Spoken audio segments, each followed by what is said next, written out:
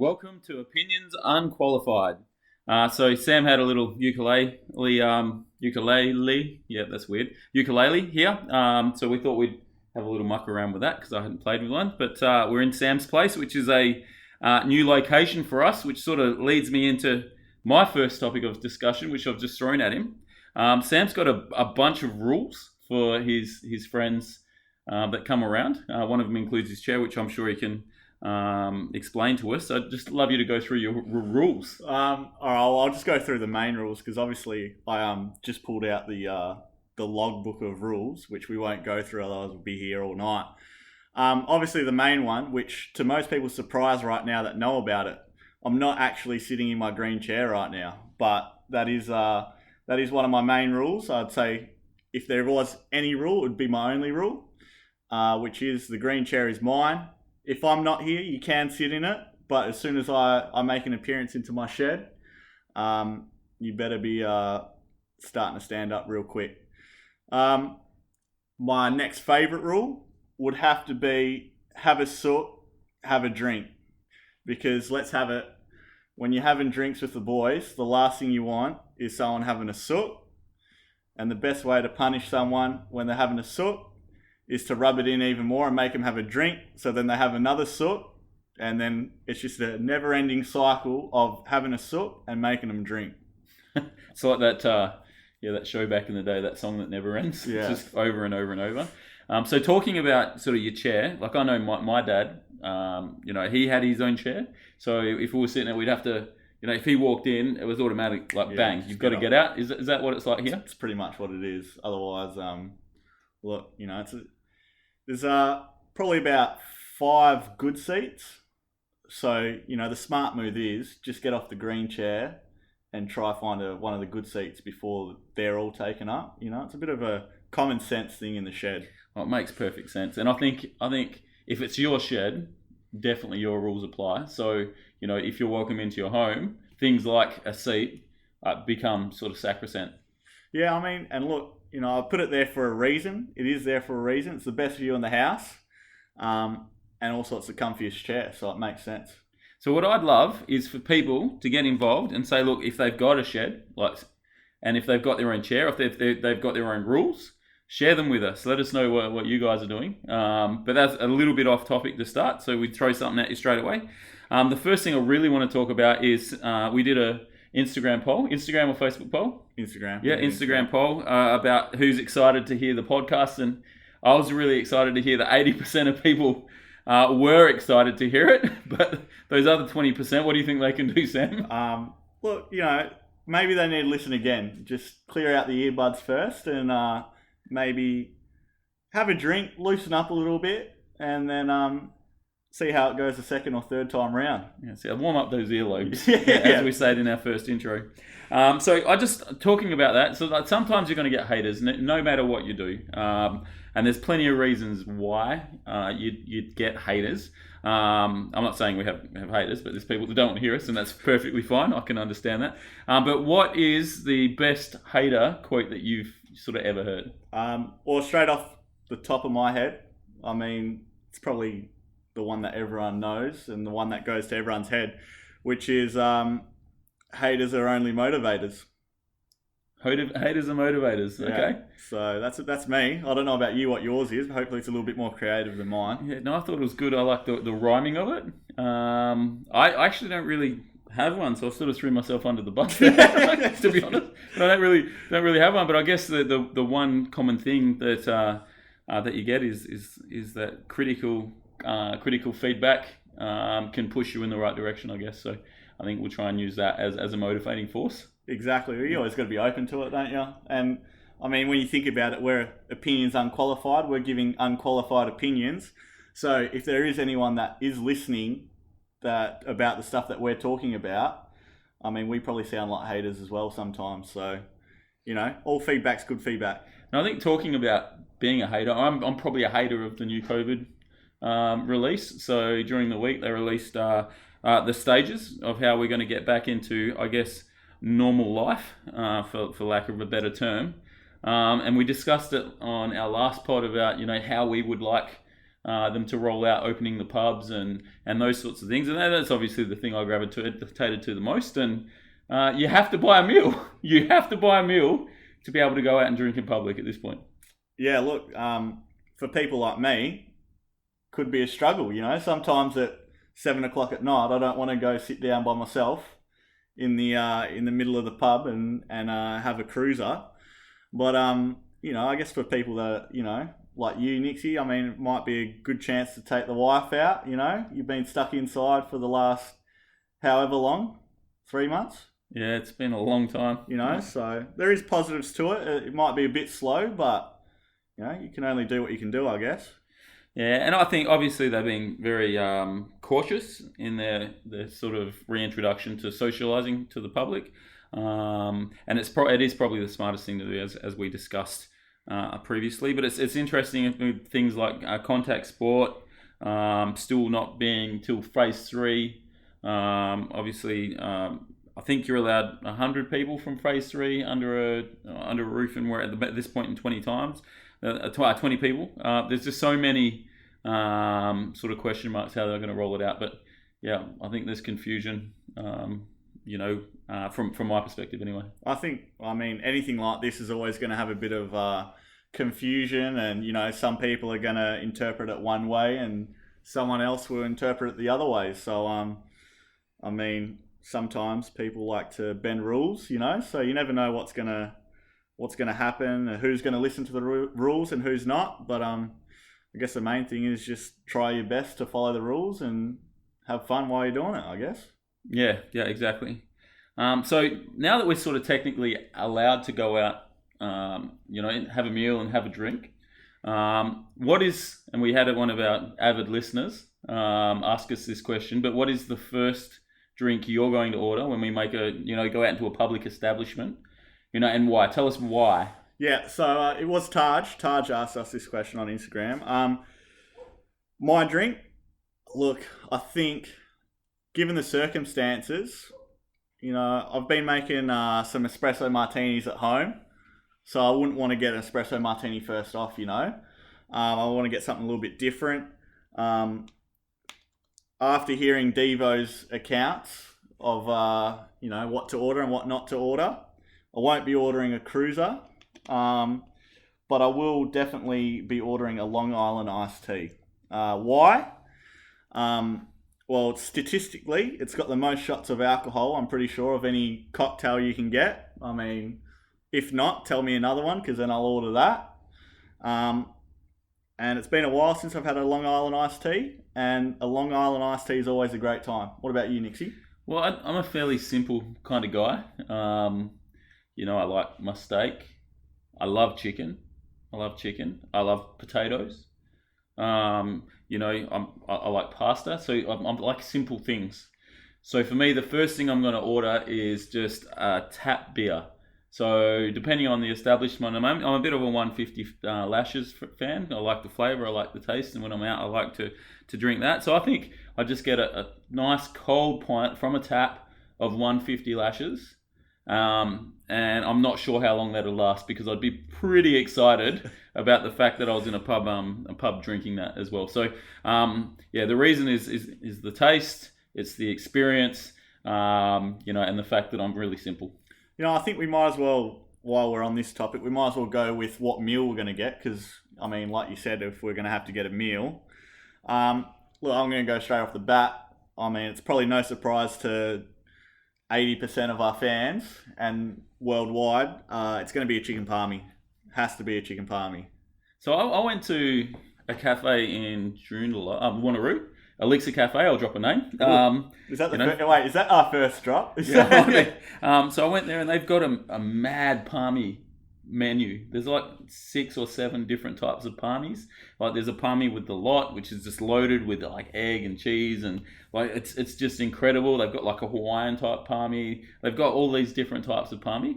If you could, I've gone off topic a little bit, but if you could create your own palmy, what would you have on your own palmy? And I'm saying not the added ingredients that Devo was talking about last week. So just nice healthy ingredients. Yeah, look, I don't think I I'd stray too far away from just a classic chicken palmy. Like maybe on a hot day I might add a bit of pineapple to it. Freshen things up a little bit. But to be honest with you, I think I'm just going to stick with the stock standard, little bit of Napolitana sauce or whatever it is, and some ham and cheese or bacon and cheese on top. Yeah, I don't think I'd actually venture too far out of my comfort zone on the chicken palmy. Okay. Talking about that, and again, I'm sort of digressing, and that's what happens when you converse. Pineapple. So we did ask the question about pineapple on pizza as well. And I spoke to a number of people about, does pineapple belong on pizza? And it is resounding. It is resounding from the conversations and the poll we've done that pineapple does belong on pizza. 100%. It wasn't 100%, obviously. There were certain people that said no, but it was fairly resounding, wasn't it? Yeah, I think it's a fair representation. There's a few picky eaters out there, but majority of people have got some half decent taste buds and know how good some food can be to add to other stuff. Yeah, so I think the pizza with the pineapple, we made that, and now we're probably qualified to talk about it because we've actually, we've done the question. We've done a poll. So I think polls are, a final, and they're sort of standing forever now. So, so talking about the meal that I would order if I was going out for the first time, and that's really hard because I enjoy food, but I honestly would think it'll be a steak with mashed potato with vegetables to the side with a mushroom sauce. Like one of those delicious pub mushroom sauces. Do you want your mushroom sauce on top of the steak or separate? I like the mushroom sauce on top of the steak and separate. As well, double up. Yeah, so I get the double the mushroom sauce because I think the mushroom sauce is. How are you gonna have your steak? Medium rare. Yeah. I like a medium rare steak. Stock standard, isn't it? I think. Yeah, I actually cooked a rare steak the other day, which I hadn't done like in a long time for a friend of mine, and I was like, oh, hopefully I've done it right. No complaints, sir. So how do you cook a rare steak when you don't eat it? I'm not sure. Do you just do you even put it on the grill, or do you just serve it up? Rare. How rare do you want it? Yeah, I guess I don't know. Maybe we just ask Chef Google. It's not Dr. Google, it's Chef Google. Chef Google. Yeah, how long? So, so I think that's what I'd go. When we're talking about pubs as well, what I would love to cover would be tap beer versus bottled beer versus cans of beer. What would what is your preference? And why is it your preference? All right. Well, I'm gonna go off a bit of a tangent here. I think, because as you know, I'm not the largest beer drinker. So here in Australia, I wouldn't really order a beer very often. If I do, I'd probably prefer it out of a glass. And I'd say why. My main reason is from my Belgium heritage and going over to Belgium. When you go order a beer in Belgium, every beer has its own glass that it has to be poured into. So here when you go to the pub and you ask for a pint, you just get the stock standard pint glass that everyone's stolen and has at home as well. Yep. But in Belgium, you get, if you have Emu Export in Belgium, which you won't, but if it was here, Emu Export would have their own glass that you pour your Emu Export into, which I think is just adds to the vibes, when you're drinking a beer out of a glass that it's made for, or I don't know how, did I say that the wrong way around? Yeah. I think I did, didn't I? The glass is made for the beer. Yeah, the glass is made for the beer, not the beer is made for the glass. The glass is made for the beer. All right, so we got that cleared up. But yeah, I think that's adds to the aesthetic, and that's probably why for me.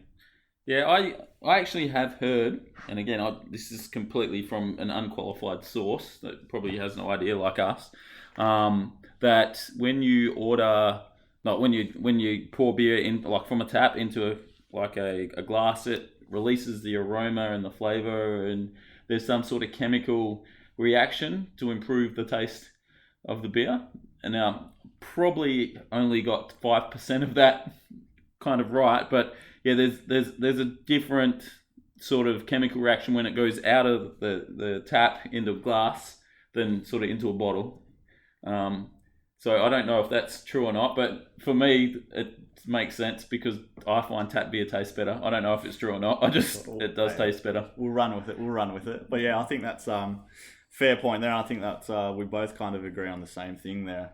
I think with cans though, like I've really found lately, and I don't know if there's more of a resurgence with cans at the moment because I'm seeing a lot more cans in bottle shops. You remember you used to go get a carton of beer and they were all bottles of beer. Now you can go in and you can get like cartons of cans quite regularly. It's all the craft beer. I think I've noticed all my mates that drink the craft beer, they seem to be coming in cans more than bottles, which I don't know why, but maybe whether that's a production cost maybe or something along those lines. I'm not sure. Tastes good out of anything, let's be honest. Yeah, exactly. If you're thirsty, you're going to drink it, aren't you? Yeah, pretty much. And talking about thirsty, it was Mother's Day on the weekend. So happy Mother's Day to all those mums out there, particularly the special mums in our lives. My mum, unfortunately, lives in a different region to what we do, and currently all the borders are still closed, so she's unable to be here. But I did speak to her, and she had this little special message for us. Hey guys, I wish I could be there to be on the pod. As soon as I'm able to get up there, I definitely will be on. I can't wait to have the old chook on the pod. I know she's pretty excited about it, and when she gets a chance, as she said, she'll come up. So, Sam, how'd you go? Yeah, look, it was really good. I had my brother, his wife, and their kid came over. I'll give two recounts of the great time. So actually, my parents are supposed to be in South America at the moment. So I took mum away while my brother and his wife and dad probably decorated around the back garden. And so running that theme, my brother actually dressed up as in Brazil they got the lady at the top of the mountain, the cross. Well, that's Jesus. Actually, there you go. All right. Well, there you go. There's my knowledge of geography. But yeah, my brother dressed up as Jesus then, as you say, and was just standing in the corner of the garden, I guess. And then so mum and dad were right at home in Brazil. Well, it's actually called Christ the Redeemer. It's one of the most noticeable icons on the planet, which I think is quite funny, Sam. But yeah, so it was in the corner, and we wanted to take him to Rio. Yeah, so I mean, it's noticeable. I know what it is. I just didn't know what it was, Well, quite funnily enough, one of the interesting things about my mum, and there's a few, because she's an interesting woman, is that she's from South America. So she was born in Uruguay, and then she moved over here as a 13-year-old, been here since then. But yeah. So I know a little bit about South America. Oh, well, there you go. So you can tell my parents all about it then. Yeah, well, I think they'd be upset if I'm talking about South America and they're meant to be there and they can't. Yeah, that's true. I might not say much when your mum's here. Anyway, so another funny thing that happened was my duty was to make the tequila sunrises. So we had our lunch and it got time for that.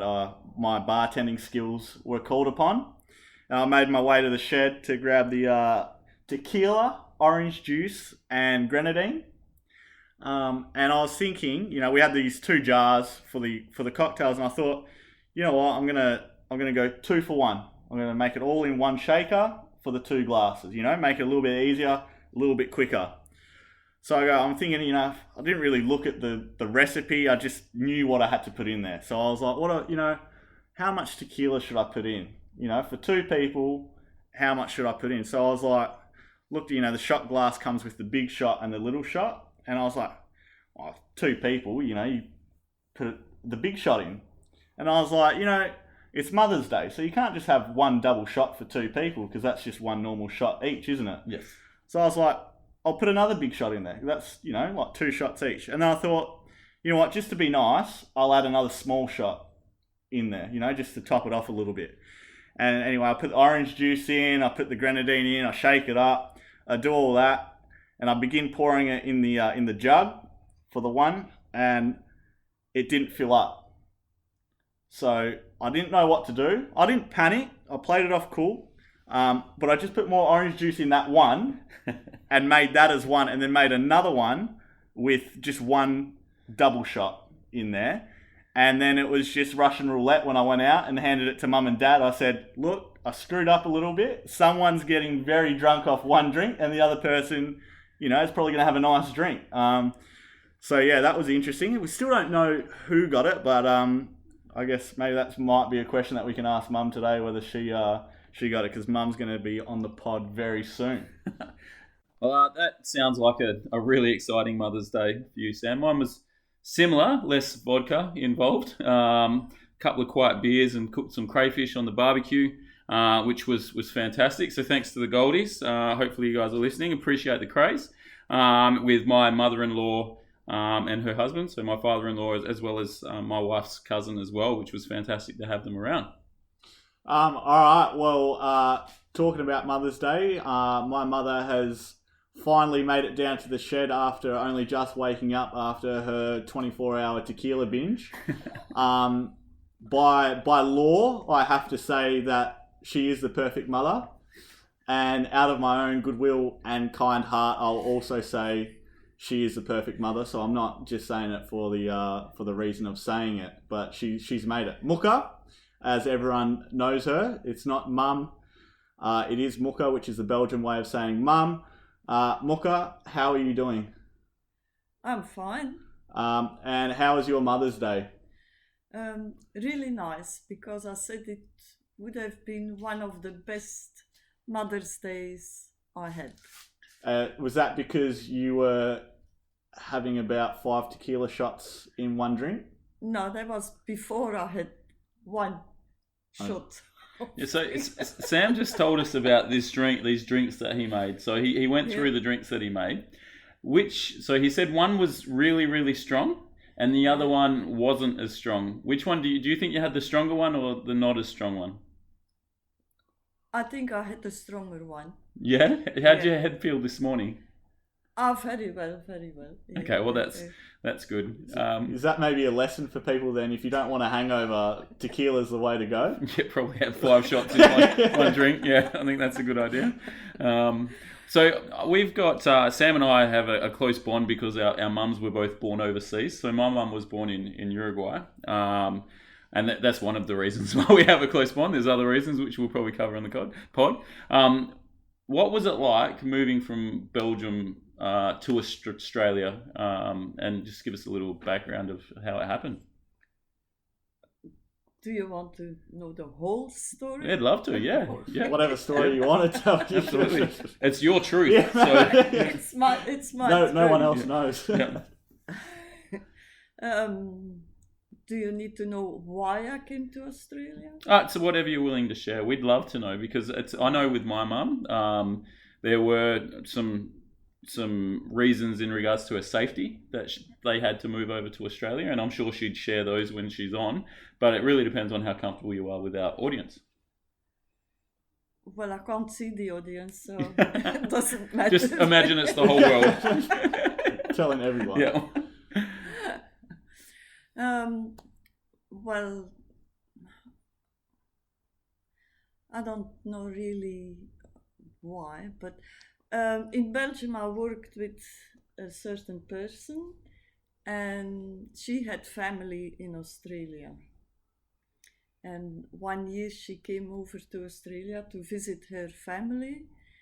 And when she came back, I said, how is it? And she was full of, she really liked Australia. And then I just, out of the blue, I said, you have someone of your family who is not married, rich? I love it, yes, yeah. And wants to meet someone? And she said, yeah. And then she gave me a business card. I can't say the name of who it was. Okay, that's fine. That's fine. I like this. This is like something out of like a notebook or something. Yeah. So, and it was quite before Christmas. So I wrote him a Christmas card. And I got one back. Oh, okay. Nice. Yeah, so letters to Juliet then. Yeah. So, and we started writing first writing. And then after while we called on the phone, and then it was before July because we have school holidays in Belgium, July, August. And I said, what do you think? I can come over for July and August? And he said, yes. So I came with my son to Australia, and it worked out quite well. Yes. Yeah. Okay. Oh, fantastic. I love that story. It's quite romantic to me, really, writing letters across the world and, all that sort of stuff. So probably another question I have before I throw it over to Sam is, how have you seen, in your time in Australia, have you seen Australia change? And is it good, or is it like, what would you change things? Yeah, a big change.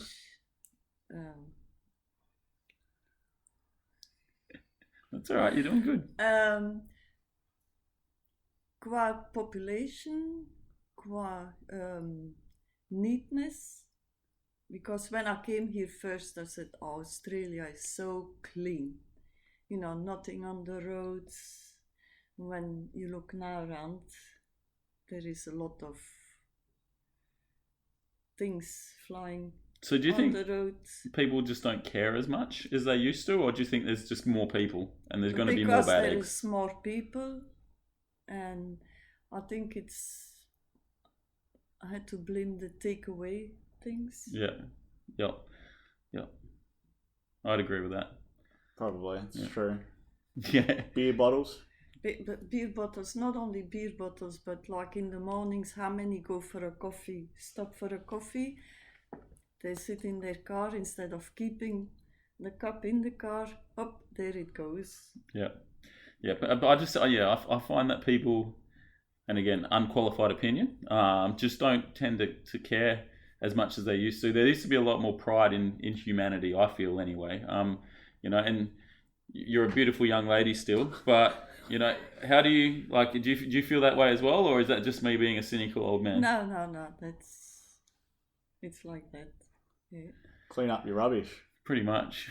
So Sam, you can ask your mum anything now. I'm actually quite intrigued for you to... I won't ask a question, because we have had reports, question and answer. We want to be having more of a discussion. Yep.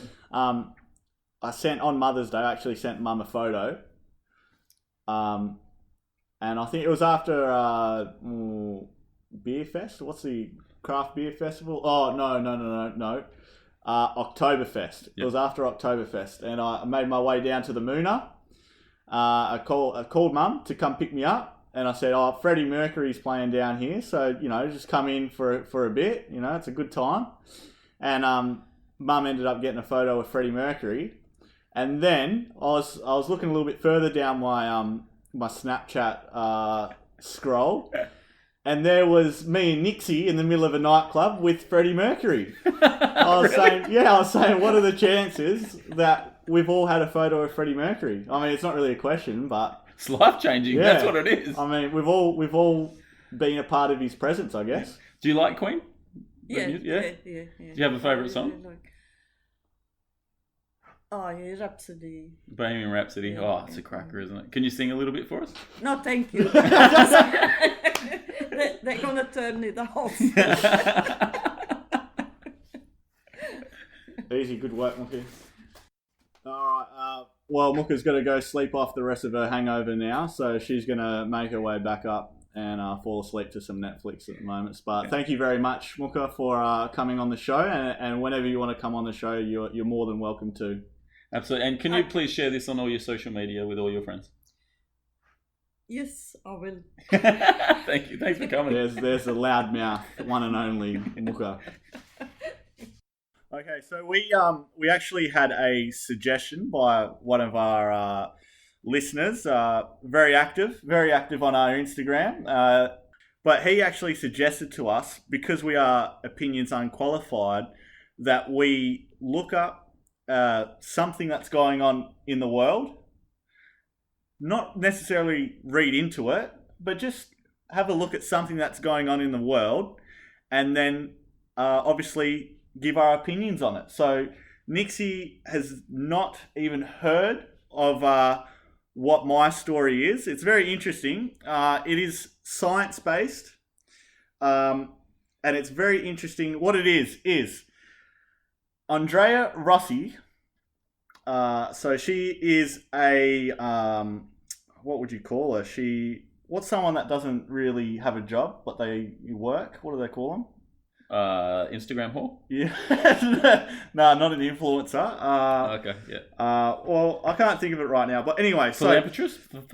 Nah, that's not the one either. Okay, yeah. Entrepreneur. There we go. Entrepreneur. Okay, yep. All right. So she has thought of an infinite energy black box to power the world, and it also says, or just scam it. So look, Nixy, you haven't heard about it. I actually have not actually read the article. I've just read the title of it. And whenever I hear something as ambitious as that from a entrepreneur, I think scam. I think, as the article suggests, and it says or scam, I'm saying scam. I don't know about you, but I think it's a scam already. And initially, the first thing I thought of was 3 letters, WTF, because I have no understanding I have no idea what that is. I understand powering the world, but I thought like a black box was built in a plane, and that's what they record the crash information on. So when the plane crashes, they go down and try and find the black box, which is the first thing that comes to mind when I think black box. So a black box to power the world. What does that even like? I don't know. What's your opinion on what the black box is? Well, see, I thought the same as you. I thought it's where don't they put them in they put them in planes and stuff like that to record things. But yeah, it's interesting. I mean, does that black box just get rid of all power lines? Like, do we need power lines still? Or is it like a power via, the phone chargers now, and you don't actually have to plug them in? So you get your phone and you put it on like a port, and then it charges it up. So there's no actual physical wire connection. Is it like a global phone charger? So like it's based in like Amsterdam or something? And then you just put, I don't know, whenever you walk into Amsterdam, your phone's just charging. Or maybe they're just going to start drilling down into the middle of the earth or something like that and just put a layer. Or maybe all these new houses that they're building, they just put pads of electricity, this black box underneath the house. Bam, don't need anything. But again, what generates the power into the black box? Just believe Andrea Rossi's idea. Maybe it's people like me that will give into this, and I will get scammed. Yeah. So what you're gonna do is invest into her ideas, because that's what entrepreneurs are doing, right? They're like, well, I have this idea. Yeah. If you invest in my idea, when everything comes off the ground, and so once I actually create this fantastic black box that powers everything, you will get shares in the company or whatever. So you're thinking that, after you're a massive podcast superstar and earning lots of money, that you're going to throw some money at Andrea Rossi. Yeah. So quick note, just to all our fans, we're very poor. That is also there. But also, if you got a spare little bit of money, just throw your stocks on Andrea Rossi's black box, so it pushes up the share price a little bit for me, and that will be greatly appreciated for my money. But it still has to come off the ground. I honestly think, like you said, it's a scam. If they invested $2 billion into this, it still wouldn't get off the ground. How can something that's so pie in the sky, so airy fairy, and they probably said that about a light bulb, I guess, back when we were, before we were even born. But I don't understand. I don't understand why people would invest in something that's so far off. All right, here's another one that I'm thinking. How big is the black box? Well, that's the thing. Like, if it's gonna power the globe, how does it And what about is it radiation issues with the fact that you're powering things via, or are we just thinking of the powering completely differently? Maybe it's like soul power. Maybe this is why we haven't come up with the idea, and why we're reading an art, or didn't even read the article, why we're reading a title about something that's going on in the world. Yeah. I love the fact that I didn't know about that because now I'm completely confused. And it's something that 100% I'm not even going to research. So, but it's a fun fact. If I think that's an easy conversation starter there for you just hit someone with hey, did you know that Andrea Rossi's trying to start a little petition to get a black box to power the world? Can you read the title again for us one more time of that article? Because we have had like a major focus on this black box. So the title reads, "Can Andrea Rossi's infinite energy black box power the world or just scam it?"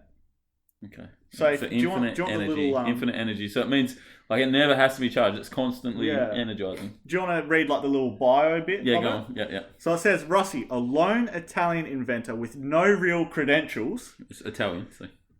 All right, this is even better. Listen to this bit. And a history as a convicted scam artist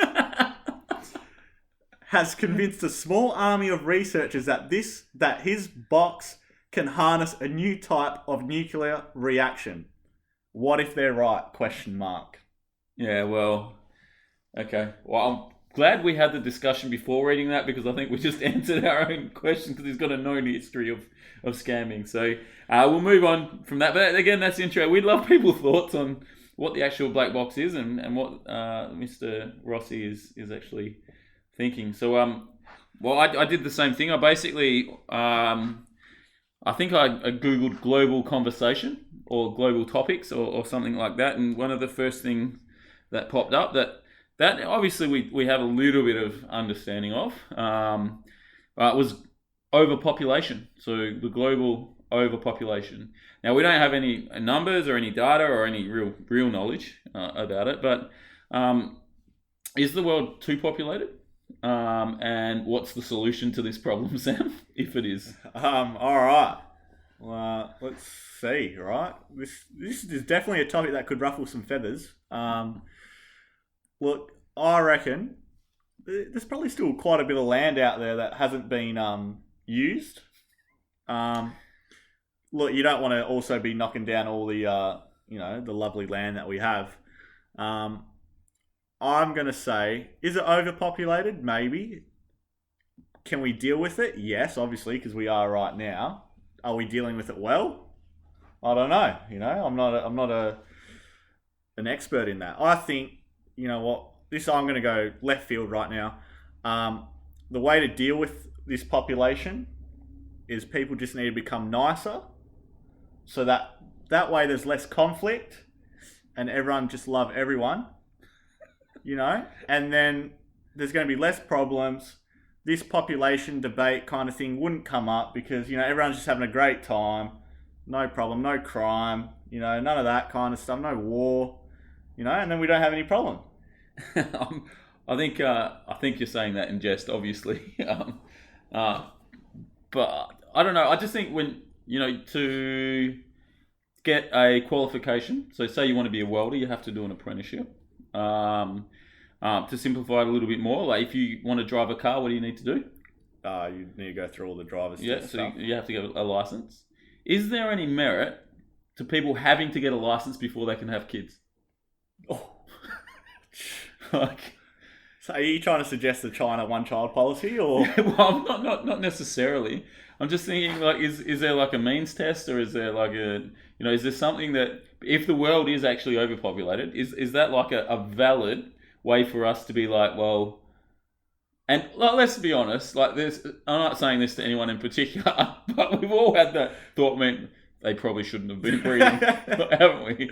You're not wrong. But at the same time,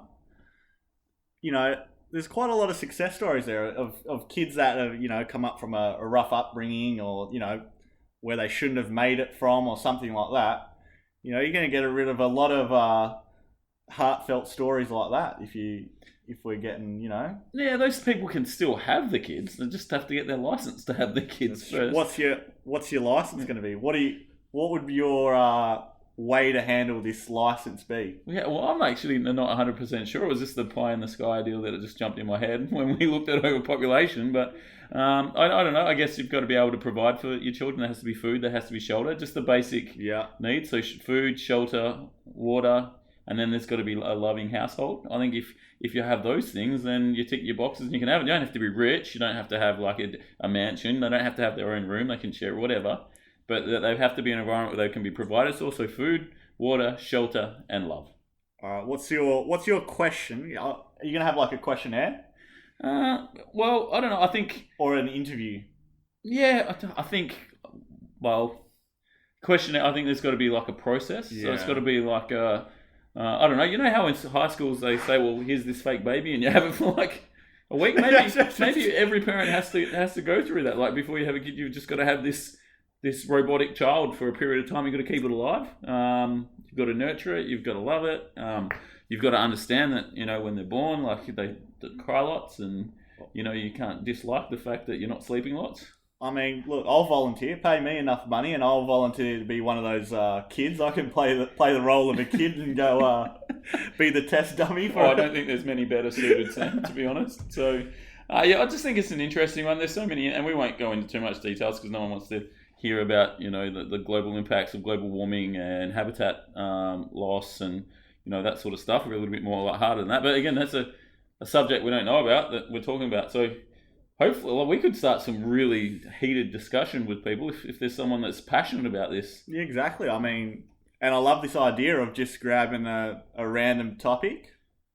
We did literally Google this 10 minutes ago, or further, a little bit more than that. But like 40 minutes ago before we started. Yep. So we've had some good discussion about it, and hopefully, if it is interesting to you guys about us talking about black boxes, and population, are they linked?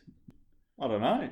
Could it power the people? Well, it's infinite people power. People power. Yeah. Let us know. Let us know if you want to. Maybe we could make like a little separate segment and give it another little. I mean, it would still be in the same podcast, but I can get on the ukulele and write a little song to introduce the section of Sam and Nixy introducing a topic that they don't know about. I like it. All right, so moving on. Again, Taj, you're the man. Thanks for your suggestions there. We finally got a chance to get our stubby holders, and that was before the recording of this show as well. So today is a Monday. So as of tomorrow, we'll start our quest to upgrade our stubby holders. So just as a little fun activity, I thought what we would do is we would describe the stubby holder we have, and then we're going to post them on our socials anyway, and then do our best sales pitch. So paper, scissors, rock, see who goes first. Oh, mate. Yeah, you go first then. You go first. Right. Yeah. So mine's is a dark blue, navy blue, some might say, and red, with a hint of white. And it's are we allowed to name name? Yeah, absolutely. Yeah. So it's strengthandconditioning.org. Are they still alive? I'm not sure. Do you know if strengthandconditioning.org is still alive? Never heard of them. But anyway, their thing is ASCA, and they're ensuring excellence in strength and conditioning. That's my stubby holder, I guess. Okay, so the one I have, just firstly, is better than Sam's. Just for anyone that's looking to trade for a stubby holder. Mine is the Joondalup Leisure Centre's life-changing experience. So which says to me, life-changing experiences actually, is that this will give you not one, but multiple good times. If you were to have this in your possession and trade for it, it'd be a good life decision because it's life-changing experiences. It's a light bluish aqua type color, a little bit of green in it. It's fully connected. So the bottom of the stubby cubby is actually still connected. Yeah, so Sam's is a little bit busted, sort of underneath. But again, that just adds character to his, I guess. Not much. Mine's got slightly stained because I think it's been used on several occasions, which is fine. But if you were to pick between the dark blue with red sort of borders or the light green that would change your life, I know which one I'd be selecting. So, well, I'm just going to say on another note, well, on the same note, but you could tell the sales pitch differences there as Nixy, as of right now, only has the stubby holder. while I've actually already upgraded to a Suzuki APV van at the moment. So if anyone's looking for a Suzuki APV van, there's something wrong with it. You can only drive short distances because otherwise it overheats. But if you're a mechanic out there looking for a van or something that you quick fix, shouldn't cost you, a couple $100, hit me with your offers. Slide in my DMs, I reckon. There is no way I'm winning this if you're trading a car. I did say it as well. She is the perfect mother, and look, Mum come through once again for me. Many late nights picking me up in the van, everything. Sentimental value. It's just amazing, really, what she's done for me here, hasn't she? She's thrown me a lifeline here. The inaugural Sam and Nixy challenge, and I've won it before it's even started. We'll see. If anyone is willing to trade this, I'll see. We've got a whole week. So starting from tomorrow morning, which is Tuesday, and by the time we record our next pod, we should have a really good idea of who's currently in front, and we'll put it on our socials. So we've had another successful podcast today, and that's it for tonight. All we've got time for. We had a lot of fun once again. We're really enjoying doing this podcast. Make sure you follow us on all our socials. Stay involved. Taj is a heavy front runner at the moment. Would love to see someone else try pip him for top spot as number one contributor to the podcast. Take it easy from me. And thanks for listening. We really appreciate the support we've got. Lots of really positive feedback. So thank you. Just as a little activity for this week, if you can think of someone you think should be on this podcast, tag them in our stuff. And stay cool.